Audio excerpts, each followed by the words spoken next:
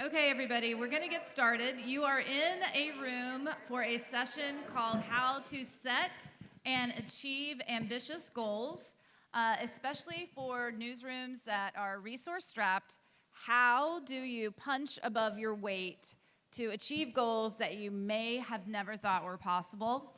And when we had the idea for this session, it took me about 2 seconds to think of two people that I work with often at the News Revenue Hub. I'm Mary Walter Brown from the News Revenue Hub, by the way.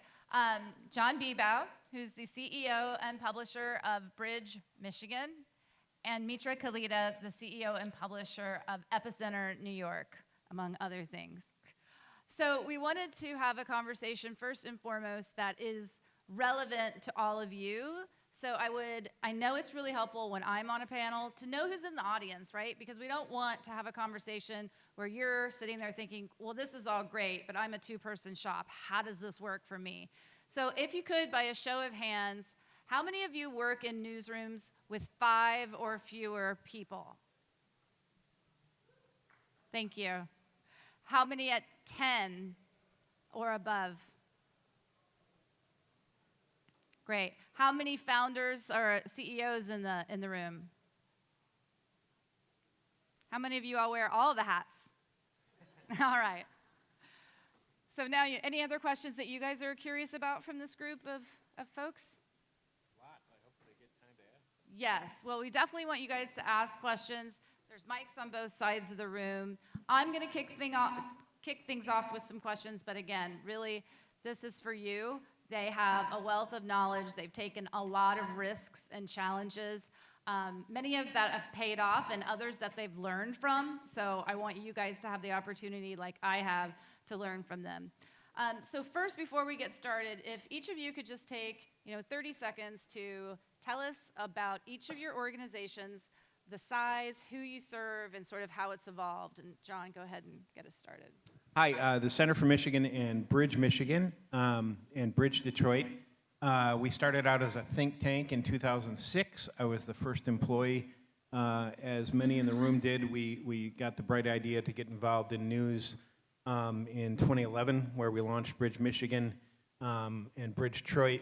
Bridge, Detroit is a local edition that we provide support services to. It's an editorially independent publication. It started in 2020. Bridge, Michigan is averaging more than 600,000 unique visitors a month, and we're celebrating the success of a huge goal this year. We've reached $1 million in reader revenue. Hi, yes, congrats. Hi, everyone. I'm Mitra Kalita. I am the founder and publisher of Epicenter-NYC. Epicenter launched as a newsletter to help New Yorkers get through the pandemic. We launched in the spring to summer of 2020. More than 2 years later, we've evolved from more than just a newsletter into a website, social media presence, live streams. We have a podcast, and then we do at least 2 community engagements per week, although I just counted before this panel, and last week we had 6. So a really important part of our identity is IRL in the community and not a digital product, and yet the digital product is very connected to that on-the-ground presence. We have 5 full-time staffers. We have 2 additional shared resources with URL Media. URL Media is a network of Black and brown media outlets that I'm also co-founder and CEO of. And then we have, I'd say about 5 to 7 in any given week part-timers who are working on our community engagements, working on flyers, and then we have a whole army of volunteers. So it might sound complicated, but I do think for scrappy news organizations like ours, so all of you who raised your hands with the under 5, these are some ways we've come up with to punch above our weight. So, John, when I met you, I believe it was the end of 2018. We were at a conference, much like this one, talking about membership, as I always am, it seems. And John came up to me and he said, we want to join the News Revenue Hub. We want to get 10,000 members, and we want to bring in $1 million in revenue. And I was like, sounds like a good goal, but that's going to be a steep hill to climb. He signed up in 2019, and literally at the end of this year is going to hit $1 million in revenue with over 10,000 members.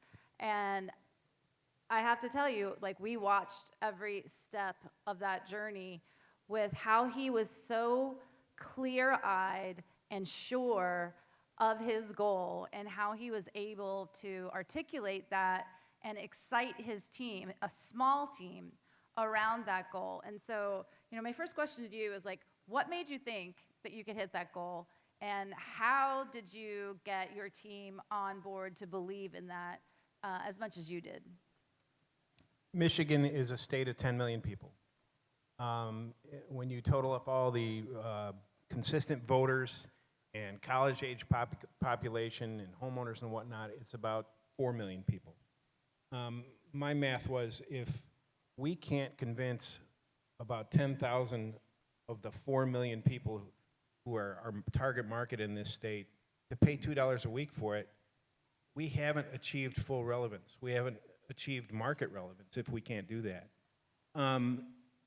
We set the goal to reach it by 2025. So the incredible team that we have that works with me, and it's really their work, not mine, they've overachieved.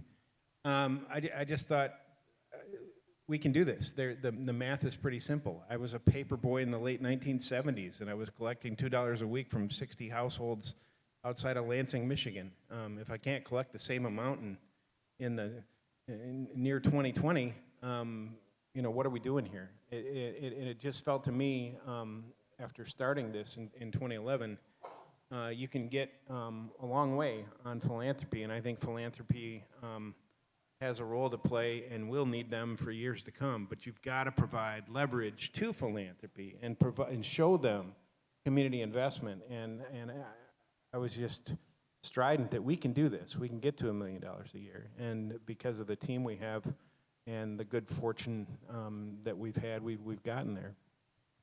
How did you break it down for each member of your team and the different departments or areas that they own, so that they had a really clear-eyed vision of how their work could contribute to that ultimate North Star goal of $1 million in membership?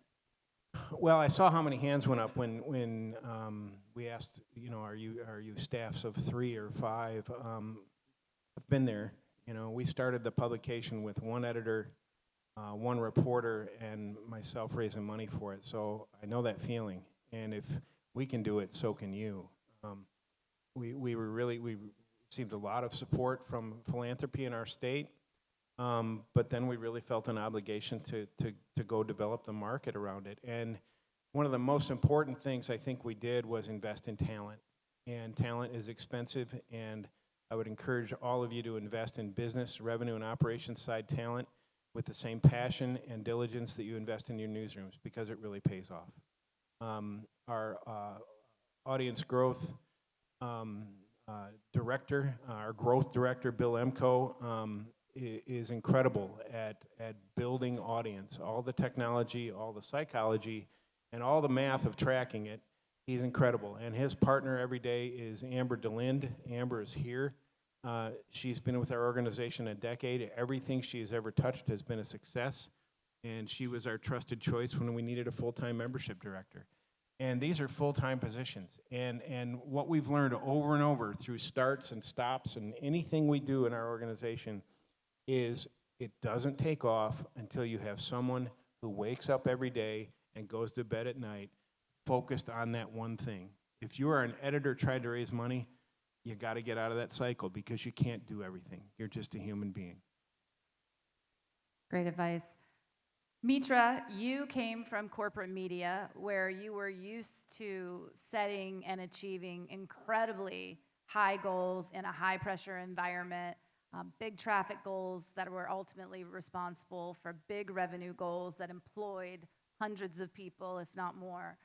But when you struck out on your own to create something with Epicenter, what I think you chose an even more ambitious goal, in that you wanted to completely reimagine the role that local news could play in your community in Queens. and how it could not only deliver news and information that people needed in an incredibly important time, but how you could broker and deliver life-saving public health services and social services at a time when people needed it most and weren't receiving it. What was in you, what drove you to believe that you could do that, and how did you put the initial team together, which I know included your husband, to get on this train with you and to keep going during some really tough times? So for those of you who work with family, you know it's like a whole new relationship once you start a company. So we'd been married like 17 years before we launched this, and like it's a whole new marriage now. I never knew the guy could code, for example, and working with your spouse is exasperating, but now that I know he can code, I'm like, well, we're really stuck together, because I can't. So the question of services in journalism is really interesting to me because we set out, like a lot of community media is launched, right? Someone has an idea, or someone says this city should have, right? That's a lot of the trend we're seeing right now. I feel like Epicenter is not a case of something I launched, but that the community launched. Meaning, my husband's an artist. I worked at CNN, right? I was at like the biggest of the big news outlets. I can make anything go viral. Chartbeat is up across every screen in my office. I had an office. I had 6 screens in that office, and Chartbeat was always on one of them. And over my career, I've been really used to, kind of Google Analytics and various social media platforms and what's trending, and that's really been where my life was parked for the last 10-ish years or so. The transition to 2 things, Mary, that you just asked me about. One is I always felt like my value, especially as a woman of color trying to ascend in corporate newsrooms, was always made easier if I could tell a newsroom, this is how much traffic I brought in last year, and this is how much money I brought in last year. And so this metrics kind of basis has always been a really important part of my career, not just because of going viral, but for survival and the ability for me to ascend, quite selfishly. I had to unlearn some aspects of that in launching Epicenter. And I see John nodding because my assumption is that he, like me, numbers like in the millions and thousands, suddenly you're celebrating a number like 6. We published this newsletter, there was a call out for size 3 or 4 diapers. The food pantry calls us and says, oh my gosh, you guys, we just got a delivery of 6 diaper boxes. And it had to be you because you're the only ones that put that out there, right? And so that became a new type of measurement, which was, sure, there are skills I learned of making something go viral. I apply that all the time to content marketing or sponsored content campaigns, or how can we make this event sound better? I mean, certainly I rely on those lessons that I think help us, kind of the proverbial punching above our weight that we've said a few times now. But also, I think there's such a direct line between those 6 diaper boxes and something, Dean Baquet was just sitting here a few moments ago, and he said the thing he regrets, or that thing that he couldn't really make a whole lot of headway on at the New York Times, was trust. And so for me, every time we have a small number, or every time in our staff meeting someone reports, we helped this woman get vaccinated and now she's calling us back for help with tutoring. To me, that is the establishment of trust, right? That repeat user, and I think this is exactly what John is getting at too, represents a relationship with our communities that's really not taught in journalism school. What is taught in journalism school is diversifying your audiences. We talk about centering your communities. Like, we use all these phrases, and yet during the pandemic, when it came to the vaccine rollout, there was just this moment where I was like, this is damn hard, and we're being asked about it. We're covering small businesses, and these small businesses are essentially propelling us to help them navigate a really opaque system so their restaurant workers can get vaccinated, meaning they're asking us for this. I think that action of being directed by your community for us was this pivotal moment in embracing not just diversifying audiences, but really valuing Black and brown lives in a way that we say we're going to do, but information alone, it's so clear from that vaccine rollout, is nothing without the services and kind of more overt navigation to help our community get to the other side. It also, just because we're talking about the sustainability and revenue models that we embrace, for us, the community engagement has now become a revenue play because we started doing that because it was the right thing to do. But then the city of New York came to us and said, and speaking of goals, do you guys think you could vaccinate like 100 people a week, right? They have all these deliverables. And so we landed a contract working with 2 other partners. And we started to see the direct influence of both our information and services moving up the vaccination rates in Southeast Queens. And so that became another goal, right? And it also became, we're being paid for this now. And those of you who work with cities or city contracts around messaging, I mean, those are very lucrative deals that have really helped us run this not just as some type of charity, right? It's really not. It's the uplift of a community, but it's also a business imperative for us. Well, that brings me to my next question, which you are proudly for-profit, and your revenue streams are evolving organically and growing. Talk about how you continue to set goals for what those revenue streams might look like in 24 and 25. Sure. So we are proudly for-profit. I come out of corporate media. I sincerely believe in wealth creation. I believe as equally in social justice. And those 2 things for me must go hand in hand. And so I did not want to approach our communities. I used an example of small business from a perspective of charity, but one from mutual uplift, meaning we can operate as a small business in the community and lift all tides. That being said, we do receive philanthropic funding. We do have contracts with the city. Some of them are intended for nonprofits, and we'll either work with fiscal sponsors or partners that are nonprofits in order to land some of those deals. We're very transparent about that. We do have a membership program, and we, as Mary mentioned, have been working with News Revenue Hub.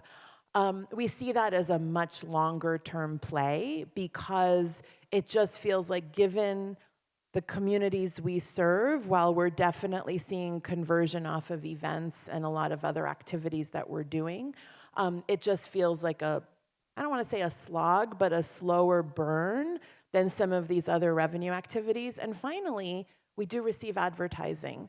One of the biggest mistakes I think I made, just to put it out there, was in the beginning, I thought I would only accept deals of a certain size, just thinking like I'm the one selling, what's worth my time, what's worth our time. And so I had set sort of these artificial parameters. And we did pretty well the first year, but there were a lot of nonprofits or, a film festival, even people who are advertising jobs approaching us and saying, well, could we advertise? And I'd send them our rate card, and then they would totally ghost me, right? A few months ago, I started experimenting with a few $100s here and there around advertising with a few select clients. And what happened? Of course, jobs became the most clicked items in our newsletter. That film festival that someone paid us to advertise because we worked with them on the wording and kind of the call to action became the most clicked item in the newsletter. And so now we've really shifted strategy. I shouldn't say shifted. We've added kind of smaller advertising amounts that we think are a big part of our 2023 plans. I think you were also asking for kind of the bigness of where we go. we have a really diversified revenue model, and I'm really grateful that we launched with a diversified revenue model. I come out of corporate media. I come out of escaping like 5 or 6 mergers that occurred while I worked there over the last 20 years. I used to say, like, if you want a company to buy you, just hire me, because the minute I get there, you know, it's like AT&T comes in, or News Corp comes in, or, you know, the serial killer from Times Mirror, or the LA Times gets 3 different investors and 3 different strategies in 5 minutes. I mean, I've been through so much consolidation in our industry that for me, launching in this diversified manner was like a non-starter. I feel like I'm talking a lot, so I'm going to pause there. I still don't know that I answered your question. That's okay. There's plenty of time for follow-up. You also have experimented a lot over the course of 11 years. Talk a little bit about some of the experiments that you have tried with your team in terms of revenue. What's worked, what hasn't, and what did you learn oftentimes from some of those things that didn't work out as planned? Well, I want to hear more from Mitra. Well, what didn't work is well, it worked. It just didn't work as effectively as we needed. When we started out, it was do-it-yourself. Our operations director and I would cobble together a little newsletter system of how to send out and ask for donations once or twice a year, and send a lot of snail mail stuff. And then we started watching the industry and saw that, hey, there's a system getting developed here, so we put some people on it.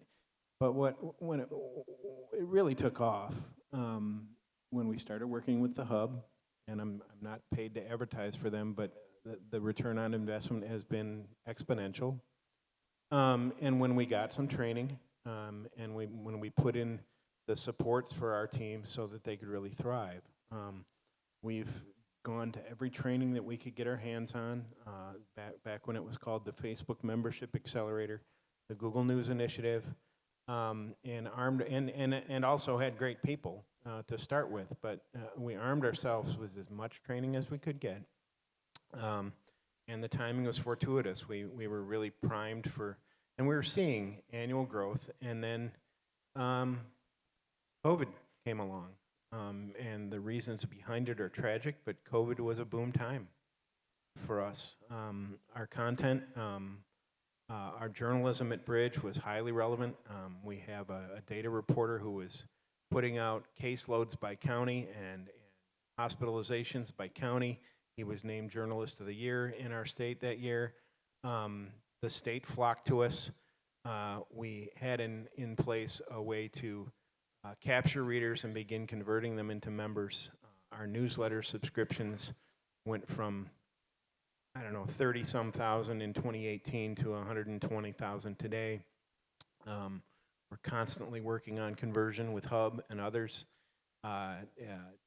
Test, measure, adapt, everything on the color of your calls to action, calls to action to your messaging, and just keep going. Fortunately, our growth strategist, our growth director, Bill Emko, he's addicted to testing and measuring and experimenting. And Amber is addicted to, our membership director, Amber DeLinda, is addicted to executing.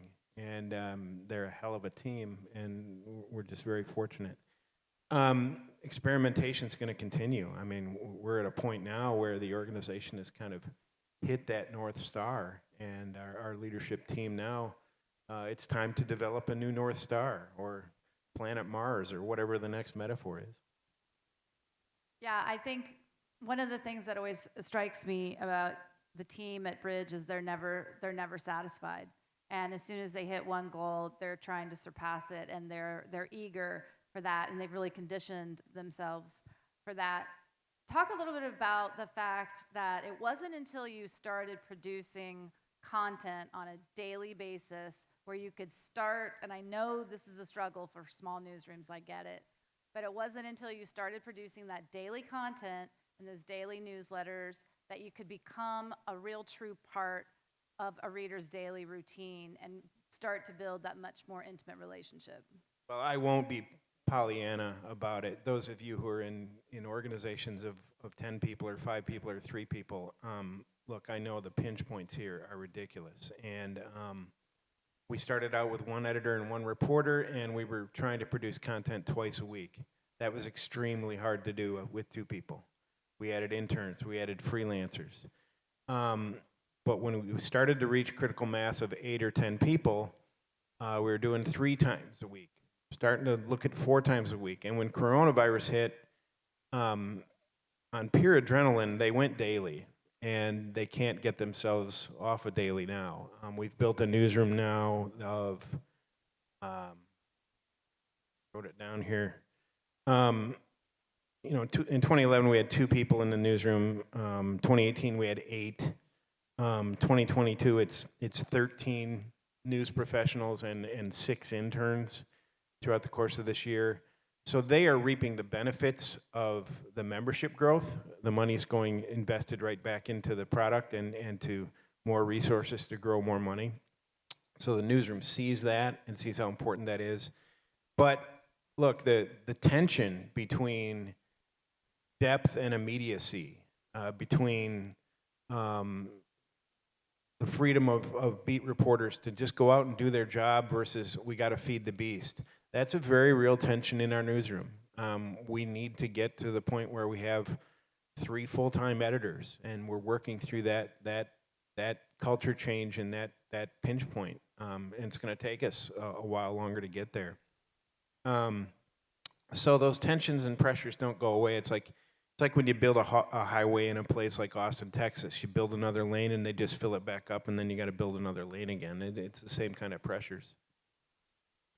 Mitra, I know you not only set out to sort of reimagine local news, but you've also been very mindful of sort of blowing up the traditional hiring process and opening up positions to people who don't have traditional backgrounds in journalism. So that requires additional training and mentoring and compassion at the same time as being a business that needs to turn a profit to survive. So talk a little bit about It's a great question. how are you making that happen? And if anyone has thoughts on this, I totally welcome that during the Q&A, because this is really a work in progress. So obviously, I've spent my whole career advocating for precisely what Mary just said, and running my own company gave me a chance to really put myself in the spotlight on that, which is hard. It's really hard. There have been a few moments where I learned so much. When we had an intern. We also have interns pretty regularly. We had an intern from NYU, Andrea Pineda Salgado. I don't know if she's here yet. I think she's connecting from Dallas, but you'll see her tonight, and she'll be at the awards ceremony tomorrow, where we're up for 2 awards. And so she, of course, was interning with us, wildly successful, comes to us and says, I just got an offer from ABC News. You all have been through this, right? Where you've trained someone, it's been a few months, you're intending to hire them, you're just waiting for like one more thing where you're like, I'm definitely gonna be able to make payroll in order to do this, right? And so ABC News is about to hire her. And I don't think we have a shot at all. I already gave you the punchline, I feel like, because I just told you she's coming. So now I'm like, oh man, this story sucks. But anyway, but she gets this offer. I'm like, we're not going to win. I just let some folks on the team know, and I said, I just want you to know this is happening. We kind of need to come up with a plan. She was really responsible for our small business features that, I mean, it's incredible. You all know this feeling, like when we write about Avelia's Tamales, they take off, and then the New Yorker's writing about the place. Like, it's just this great, like, we did it first, and we did it like 8 weeks ago, guys. You know, that kind of thing. So she was just discovering a lot, and obviously during COVID, there was a lot of business activity in Queens. She calls me and she says, I've decided to stay at Epicenter if you can make good on extending me an offer as a community reporter. And I'm like speechless. I'm like, Andrea, what did it? And she's like, I hope it's okay to say this, because I'm really outing her. She was like, I don't even watch Nightline. And And I said, well, what did your parents think? Because I'm dealing with, first generation college goer, immigrant parents. I totally know this feeling. And I said, what did your parents say? She said they were really supportive because, I'm going to get choked up, because they read the work that I write here, right? It's relevant. And so much of our work and why people come to work for us, like I always say, like if you put us together, we are like a broken people, right? Like our team is small and mighty, and we have all had these moments where we are choked up over something that happened where we feel personally compelled to do this work. And I see people nodding. I know you all feel exactly what I'm talking about. But we are a broken people, but together, look at what we're creating. And so that feeling has allowed us to hire non-traditional folks who come in and have such purpose and have figured it out. Our community site supervisor in Southeast Queens used to run a furniture store in Jackson Heights. No media experience whatsoever, at all. She responded to an ad we put out for a Spanish translator. It's in the process of her translating and me getting to know her that I learned she had run a small business, she was an accountant in Ecuador, and she just needed a job that could let her be home by 3 p.m. because she has 2 small kids. And so we ask for a Spanish translator, but we got so much more, right? That type of thinking is something we're really trying to open up, not just for Epicenter, but for like some of these city contracts where we might need flyering help or we might need translation help.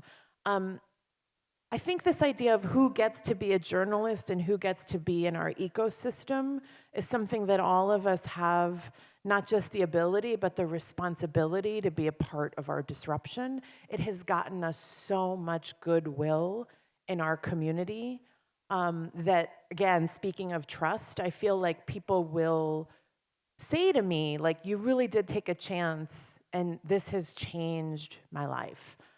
That is invaluable. Along those lines, what kind of recommendation can you give to these folks who may be taking that leap and hiring that person who might not have a journalism degree or any background in journalism, but you also have to adjust the expectations, right? So I think John was alluding to this when he's like, we're only human, we can't be doing everything. I've had to, I have the best intentions of managing, and yet, again, you all know what happens, right? So setting up pairings so that someone really has, even if they're not overtly managed by somebody, but has a point of contact every day to explain media or explain Twitter or explain whatever the thing is. I think another thing that and again, I would welcome thoughts on this. I think as an industry, we really need to spend some time on first-time college goers and first-time college graduates, our first-time entrants to, I don't know if you want to call us a white-collar workplace, but we kind of are, right? I mean, this type of work. That means that the comfort with Zoom calls was something we needed to re-examine. We needed to find touch points every month to just convene in person. We're all virtual. I still feel like that probably the best advice I'd give is the who can I call for the dumb questions. And because those of us who founded our organizations are probably the ones with an inordinate amount of power, you want to find somebody who's, again, I don't want to mean it like hierarchically, but someone who's perhaps more of a peer to help that dumb question get answered. I've also used a lot of programs, like Pointer has, it's a few $100s, but like deep editing on your own copy and the AP style book and things like that. I also, in our volunteer program, one of the guys that was like the best at helping book people for vaccines tells me he's like a copy editor at Bloomberg. So he's taken some folks under his wing to help them with their copy. If he gives it eyes before we get it, that's a little more efficient. Those are some of the ways that I've just kind of tried to devise mentorship. But really, to John's advice, I started out trying to be everything to everybody. And I'm just at a stage where I feel like I am letting down everybody. And so I had to learn to get out of the way to have other people do that type of work. Thank you. John, I would love for you to talk a little bit about the experience of working with Bridge Detroit. Maybe give everyone a little more background on how Bridge Detroit came about, how they're affiliated, what kind of services you share, but maybe what your newsroom has learned from working with them. I know the Hubs team has learned a lot from working with them. They are incredibly community focused and really approach things oftentimes in a much more untraditional way that I find to be really compelling. The light's really bright, so I may not see things very clearly, but I might see my colleague, Catherine Kelly, in the audience. Catherine, are you here? Can you stand up and wave? The best person to speak for Bridge Detroit is right there, Catherine Kelly. It's managing director right now, who runs the place, and I hope you all get a chance to meet with her and talk with her. She's incredible. She is a Detroiter. She comes out of historical black media. Her family owned the Detroit Citizen newspaper for years. And Bridge Detroit's motto is by Detroiters, for Detroiters. So one thing we've practiced from the very start of working with my other colleague, Katie Locker, who, if you can wave, who was our program director in Detroit at the Knight Foundation. One thing, and helped spawn Bridge Detroit, one thing I've tried to practice from day one is I don't speak for Bridge Detroit. I'm not a Detroit resident. I'm here to help support and help make it happen. Bridge Detroit is completely editorial independent, out of respect. And we provide supports in large part directed by Bridge Detroit on some things they want and need from us. But it's a careful balance when a funder wants you to expand into a local community, into a community that has been historically underrepresented. My goal was to be very careful and respectful about how we did that, and Catherine could probably tell me that we haven't always succeeded in that, but it's been the aspiration. Bridge Detroit and Bridge Michigan, the statewide publication, they talk every week. We have a combined Zoom every week. We share ideas, we share content, and increasingly as trust, as I've witnessed, trust and transparency build up between the newsroom. We share different perspectives and different approaches to stories. And Catherine and her team unblinkingly have a different approach to news than the statewide operation does. And it's been a joy for me to watch the two newsrooms begin to understand each other's approaches with respect and to try to grow that respect. That's the start of it, but I really encourage everybody to get to know my colleague who's doing some great work there. I agree. I'm going to ask one more question, and then we're going to open it up for questions from the floor. So if you have questions, please make your way to the microphone. That was a perfect segue for my question about scale, because what conversation about goals would be complete without the dreaded question about how do we scale? Funders want us to scale, the people need us to scale, but it's really hard to scale and still do what you're doing. What are your thoughts? I know you have some complicated thoughts about scale, Mitra. So the idea for URL Media, which I mentioned earlier, URL stands for Uplift, Respect, and Love, was born out of the frustrations I had launching Epicenter. Because at some stage, the 6 diaper boxes are not enough, right? And you're beloved in your community, but if Google is never going to discover you, well, and someone needs something in your community, how are they going to find you, right?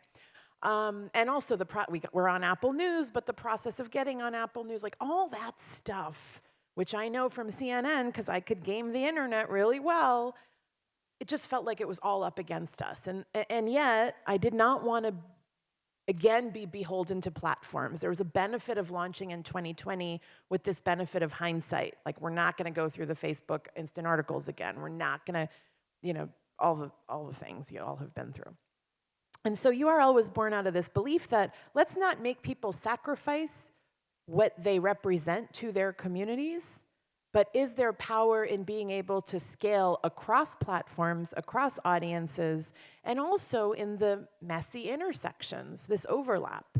And so a lot of people will often say, you're in New York City, you know, do you see the Times as competition, or do you know, people have like questions about the New York media ecosystem because we all think we're at the center of the world. And for me, I'm like, that's really not my job. Like, my job is not for the New York Times to figure out its model, right? Like, that's just, you know, I'm kind of busy over here right now.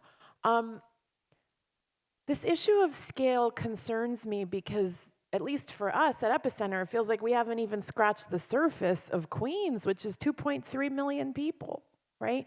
So often within our own communities, there is scale, and there are multiple communities, plural, and yet there's instantly this is working here, go ship it off to Detroit, or go ship it off to another needy community, or I've really resisted that. The one thing I've done is we have a weekly real estate newsletter called The Escape Home, and that's for second homeowners, and it's a really real estate, it's the collision of hospitality, real estate, and the travel industry.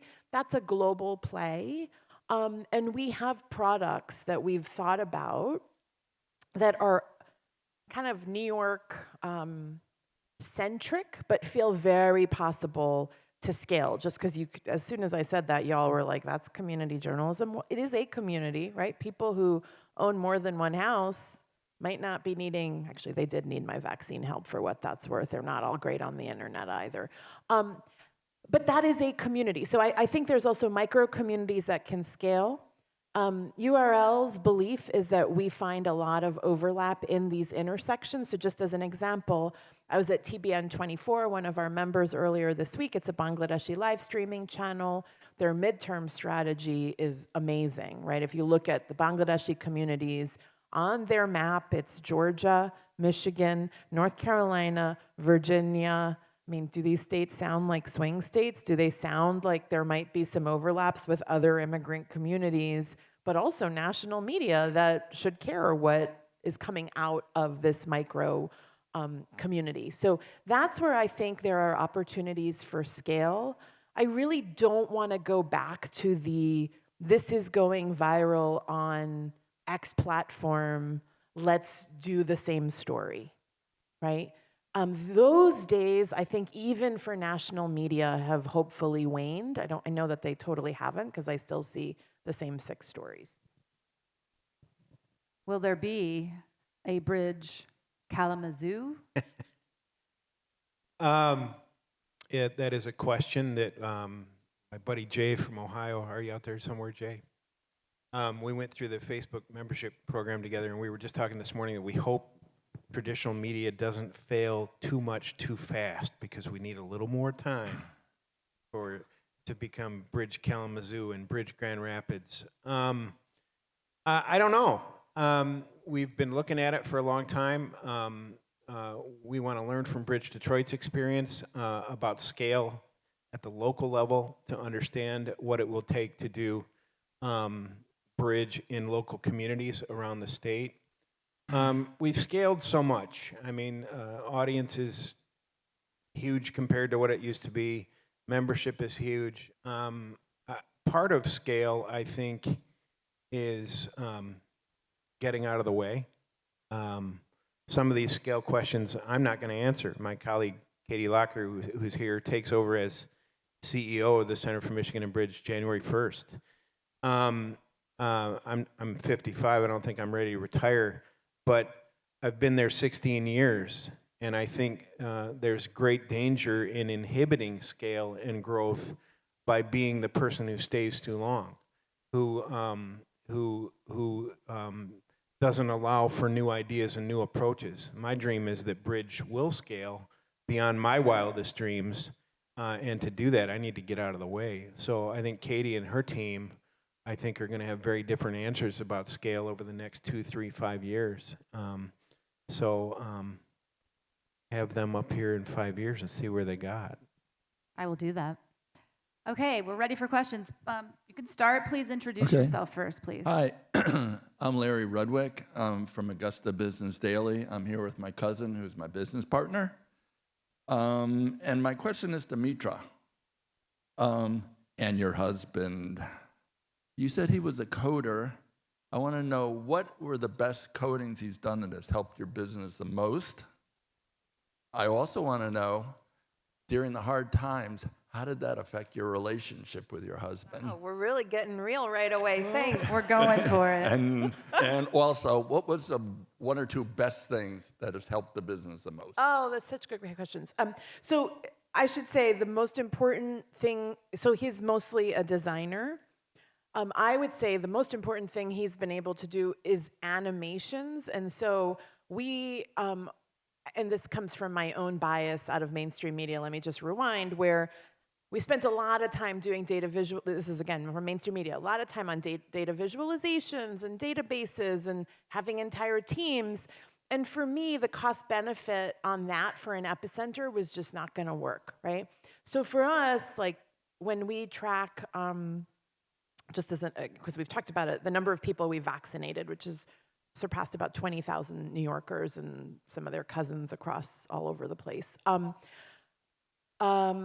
We are just using like old-fashioned Airtable, right? And we're just using that internally. If we need to write about it, we'll go into the database and spit something out, but we're doing that work. For my husband, there's two areas that I think have been invaluable, and they unfortunately don't have to do with coding. One is he's an artist. And so artists who were so hurting in the pandemic, he said, well, like, and I said, like, should we just end each newsletter with poetry or something uplifting, because we're in such times right now. And he sort of saw some of the stuff I was putting in there, and he was like, move over, let me curate this, right? And in the hands of a real artist, that space has just transformed.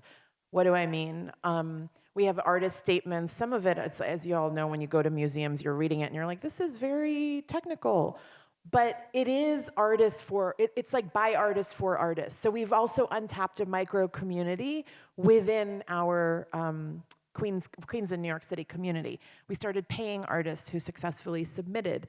We started serving artists. So we would say, we're gonna do a group show, we're taking over open streets, we're gonna display some of the work that's been in the newsletter. So that type of thinking, which I would argue is very disruptive to journalism, is where I saw a whole new side of my husband, because for all these years, you know, I was the journalist, he's the artist, and we're running parallel but not intersecting.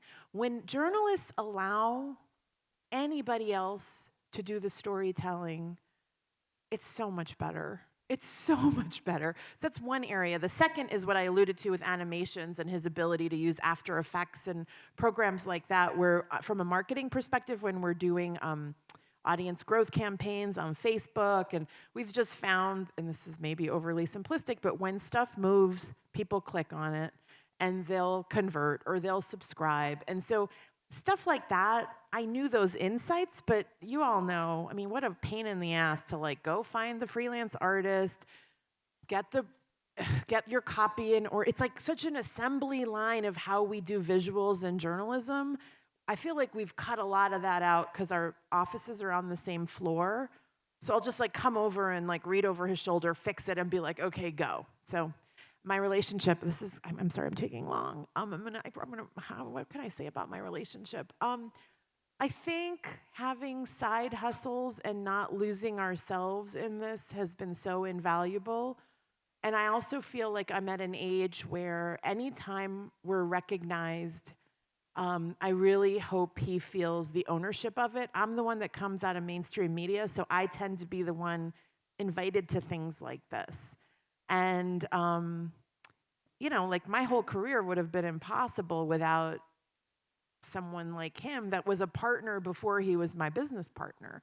And that I probably don't say enough publicly, so I'm trying to get better about that.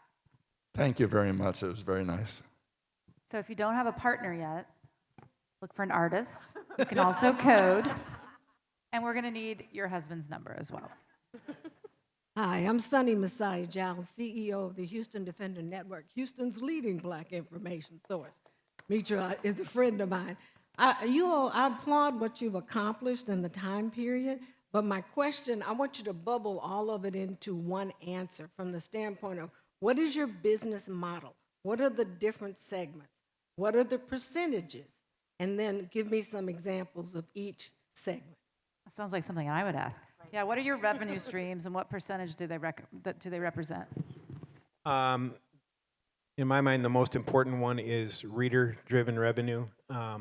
That will be about $1.1 million this year, which is about a quarter of our budget. We are also blessed with an organization founder that has provided $1 million in support through the year 2030. That provides a level of stability that really helps. A small slice is what we call earned revenue, which is sponsorship, advertising, and fees for services. That's still very small. It's in the single digits of our revenue pie. And then philanthropy is about $2 million, about half, but steadily decreasing as its piece of the pie. Philanthropy is over how much? Over $2 million. But is it donations over 10,000, or what do you categorize? Oh, philanthropy, those are foundation grants Okay. for the most part. And what's your total operating budget? $3.8 million this year. And my colleague Katie Locker will set what it's going to be for next year. I think it's going to be higher. Mitra. Okay, I just wrote these down, Sunny. And you know, Sunny, we're good friends, so I'm happy to have you look through my books too. That's real friendship. Advertising, I'm going to put at about 45%. I'm lumping in the city messaging and contracts that I described in that number, even though it's not traditional advertising. So it could be a flyer at an event. It could be, as we just did, stuffing Halloween bags with a reminder to vote on ballot questions. But I'm counting that in that 45%. Events is a growing part of that. So we've done events sponsored by UBS. We just did one on Asian American businesses. We're about to do one for Indigenous Heritage Month with the New York City Economic Development Corporation. And McKinsey is a big advertiser in our newsletter. So those are some examples of what I mean by advertising and messaging. And I'm also putting events in that bucket as kind of advertising and overall sponsorship. Philanthropy, I'm putting at about 35%. I think it's a little bit lower, but it felt like a comfortable number. Philanthropy, our main drivers for Epicenter have been Borealis and the Racial Justice Fund and the Ford Foundation. Those are the two big ones. And then there's some kind of smaller grants that we've received and so forth. Those are like in the $5,000 range. And membership, I'm putting at 20%, but I'm really looking at membership plus donations. So we got a surge of donations during our vaccine efforts, like ranging from checks for $10,000 to $5. So I'm lumping that all in together. We just started working with News Revenue Hub to make the number of members and kind of analyze that data in a different way. But for the last year, that would be the breakdown. Thank you for that transparency, you guys. I know it's very helpful. Great, thank you. My name is Emily Sacker. I'm the founder and editor of a small upstate Hudson Valley newspaper serving just two communities, Red Hook and Rhinebeck. My question is for both of you. You both talked about internships, and I wonder if you could just each outline maybe 3 or 4 things that have worked well in terms of assignments or projects you've given to interns.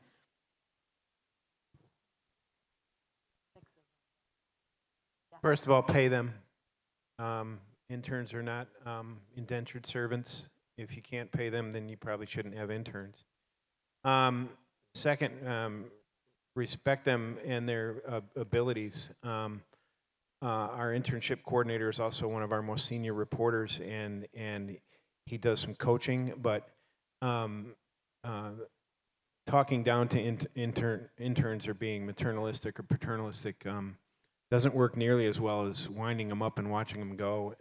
Our interns have done something incredible. Some of our very best storytelling this year has come from the eyes and ears and keyboards of 20 and 22-year-olds. So trust them. Let them go out there and show what they can do and come back and work with them to get it published.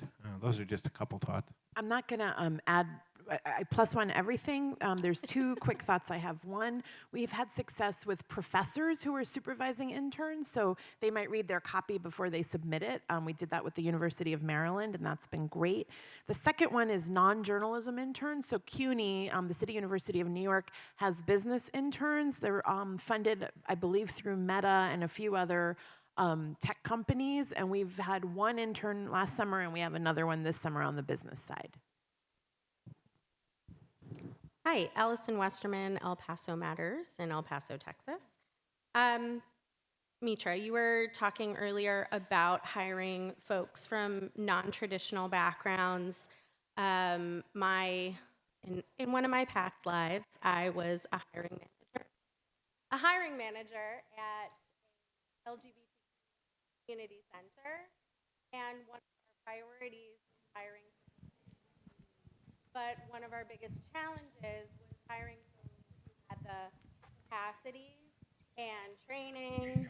Thank you. The capacity, the training, and the, to be frank, mental stability to be in a position consistently. So my question to you is, what does recruitment and then continual support and training for non-traditional employees in this industry look like when we know those are folks coming from traumatized backgrounds?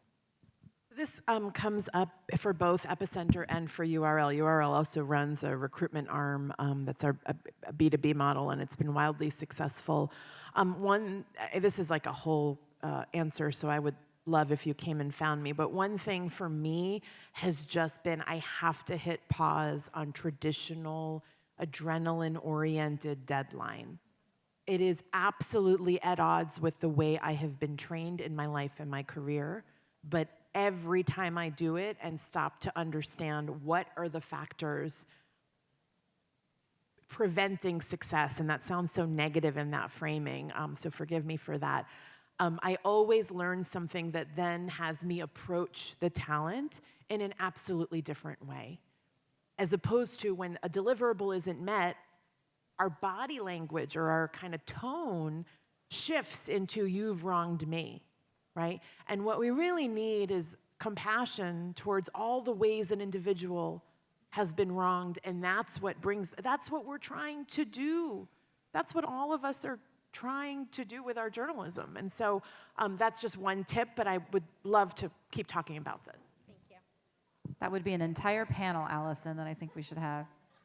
We have 30 seconds, so you guys all have to fight it out for your one question, or find these folks in the lobby. Hi, I'm Regina Clarkin from the Peekskill Herald. I'm the founder. I am one of those people who raised my hand because I am a newsroom of one. And I really appreciate, John, your comment about you can't do everything. And when it comes to hiring people with talent in the business and growth development model, how do we raise the salary for that kind of person, which is instrumental when I'm busting my tail creating content and loading pictures and working with student interns? Give me some insight on how we go to a funder and say, I need you to help me hire someone who's going to generate dollars for me. Is that possible? Let's talk offline where we can have more time than we have at the moment, but you got to get a first break. You've got to get a first funder that's believing in your model enough to provide the seed money so that you can grow. I mean, ultimately, you've got to catch that break, and you've got to go out and make that break for yourself. There's no question, and that's what I worry most about when I see people trying to do both, because it's just not sustainable. So you got to get that break, and you got to get it fast.